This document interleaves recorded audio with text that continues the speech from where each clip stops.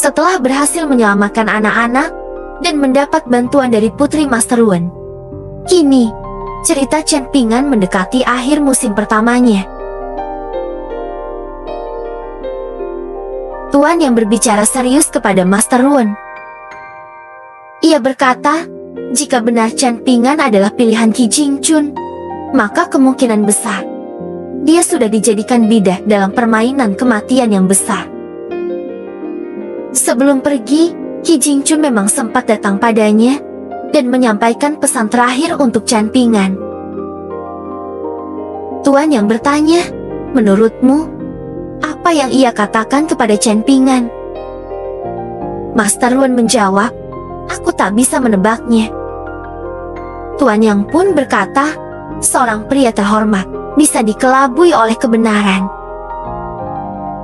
Master Wen menarik napas dalam. Ternyata, Qi Jingchun sudah tahu semuanya sejak awal, tapi dia menganggap dirinya belum cukup baik. Tuan yang mengangguk, kata-kata itu adalah bekal untuk Chen Ping'an 10, bahkan 100 tahun ke depan. Bahkan jika suatu hari dia tahu bahwa dirinya adalah alasan kematian Qi Jingchun, dia tak perlu merasa bersalah, karena Qi Jingchun telah memaafkan segalanya. Dengan emosi yang menggelegar, Master Wen berkata, seorang seperti Qi Jingchun mati dengan cara menyedihkan seperti itu. Kalau aku pasti akan menghancurkan langit dan bumi. Setelah itu, ia pun pergi, dan Tuan yang hanya menatap langit bertanya dalam hati, Chen Ping'an, seberapa jauh kau akan melangkah? Di sisi lain, di kediaman Cui Dao, jiwa Qi Jingchun muncul di hadapan kakak seperguruannya di Akademi Shanye. Kini, Cui Dao menempati tubuh klon seorang pemuda. Qi Jingchun berkata, kalau kau menyerah sekarang, itu masih bisa menjadi hasil terbaik untukmu. Cui Dao yang tidak terima, menjawab, kau hanya jiwa setengah manusia setengah arwah, pantas bicara soal itu padaku. Lalu, Qi Jingchun menunjukkan sesuatu. Chen Ping'an sedang menangkap ikan di sungai bersama Bao Ping. Bao Ping mengingat ajaran Qi Jingchun, memberi ikan tidak sebaik mengajarkan cara menangkap ikan. Itulah pelajaran pertama yang ia terima, dan selalu ia ingat. Cui Dao terkejut dan marah. Kau memilih seorang gadis sebagai satu-satunya murid sejati. Qi Jingchun hanya menjawab, kenapa tidak?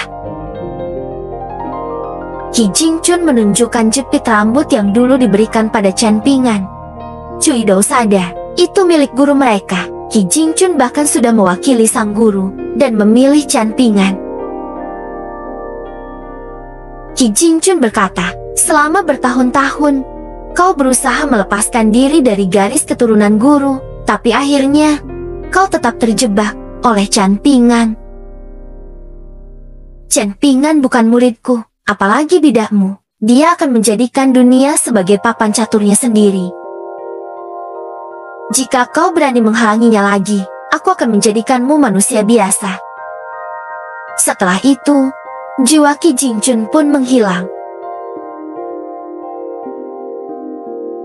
Di tempat lain, Chen Ping'an sedang berdoa di makam orang tuanya, dan ia juga berpamitan. Chen Ping'an mengatakan, aku akan pergi jauh, membawa murid Tuan Qi Jingchun ke dinasti Sui. Jaraknya ribuan li. Aku tak tahu kapan bisa kembali, tapi aku tahu pentingnya menepati janji. Mohon, ayah, ibu, pahamilah.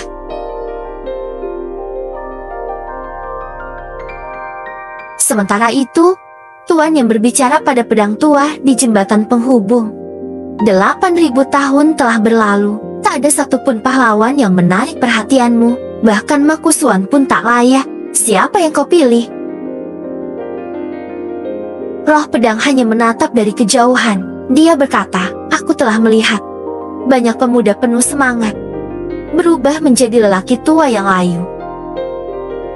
Apakah dia pemuda itu? Tanya roh pedang, menatap Chen Pingan. Qi Jingchun mengatakan, tolong, senior, lihatlah dia, meski hanya sekali. Awalnya, aku hanya bosan melihatnya, tapi hidupnya penuh warna, lebih menarik daripada pemburu naga kecil. Kalau dia bisa terus berjalan melewati jembatan ini, mungkin aku akan mempertimbangkannya. Dan saat itulah, Chen Pingan tiba di jembatan. Jembatan itu bergetar, seolah menolak, tapi Chen Pingan terus melangkah, meski tubuhnya seakan terkoyak oleh tekanan tak terlihat. Inilah ujian terakhir, dan saat Chen Pingan berhasil melewatinya, roh pedang menatap diam.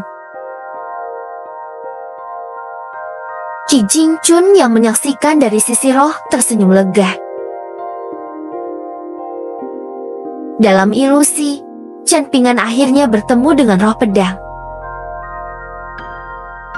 Roh pedang mengatakan, tempat ini dulu medan perang besar, sekarang hanya jembatan lengkung yang tersisa. Aku ingin kau menyampaikan satu kalimat kepada dunia luar. 8.000 tahun aku menunggu. Kau mungkin tak sehebat tuanku sebelumnya, tapi mulai hari ini, kau adalah tuanku yang kedua, dan yang terakhir. Ia memberi Chen Pingan token giok penyimpan barang, dan 3 helai chi pedang kecil. Dalam 100 tahun, kau harus mencapai tingkat ke-10 pelatihan Qi, agar bisa mengambil pedang ini. Sekarang, bacakan sumpahmu. Chen Pingan pun bersumpah, dengan 1 pedang, memindahkan gunung, membelah sungai, menaklukkan iblis, mengguncang langit, runtuhnya dao surgawi, pedang, datanglah. Setelah mengucapkan sumpah, Chen Pingan kembali ke kesadarannya.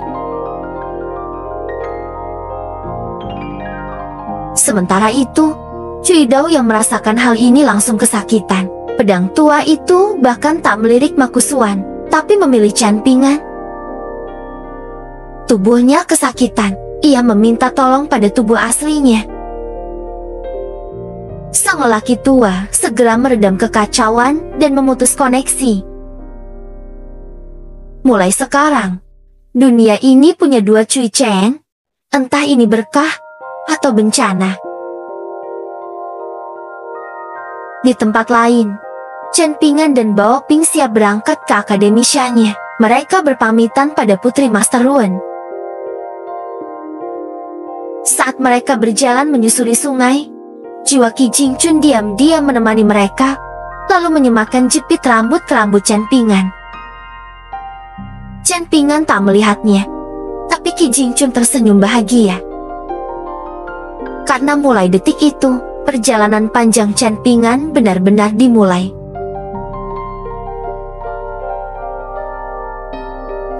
Oke guys, cerita ini sudah berakhir. Nantikan kelanjutannya di season kedua.